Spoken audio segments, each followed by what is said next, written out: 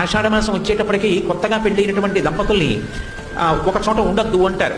ఒక చోట కొత్తగా పెళ్ళైన దంపతులు ఉండవద్దు అనడానికి అసలు కారణం ఏంటంటే, ఏదో అంతకు ముందు పెళ్ళి అవుతుంది, ఏ చైత్రమాసంలోనో వైశాఖ మాసంలోనో పెళ్ళి అయింది అనుకోండి. అయితే కొత్తగా పెళ్ళయింది కదా, వాళ్ళిద్దరికీ సంతోషంగా ఉంటుంది. యువతల శ్రావణ మాసం వచ్చేటప్పటికి వాన పడుతుంది. ఈ వాన పడేటప్పటికి విత్తనాలు చల్లాలి, లేకపోతే పంట రాదు. రైతు తెల్లవారుజామున ఏ 3 గంటలకో ఆకాశం మబ్బేసి గాలేసి చినుకులు టపటప పడుతుంటే గబగబా ఇంట్లో పెద్ద ఆయన నాగలి పట్టుకుని పొలానికి పరిగెడతాడు. కొడుకు కొత్తగా పెళ్ళయింది, తండ్రి వెంట వెళ్ళాలి, కానీ కొత్తగా పెళ్ళయింది కదూ, భార్యతో కలిసి పడుకుని ఉండిపోతే అత్తగారికి కోపం వస్తుంది. పెద్ద ఆయన మామగారు వెళ్ళారు, నువ్వు లేచి మీ ఆయన్ని వెళ్ళండి మీరు కూడా అని చెప్పి పంపించద్దా, నువ్వు అలా పడుకున్నావు మీ ఆయనతోటి అంటుంది.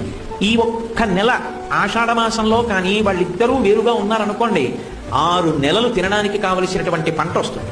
అందుకని ఈ ఒక్క నెల దూరంగా ఉండండి అని, అలా ఉండే అరమరికలు రాకుండా అత్తగారు కోడలు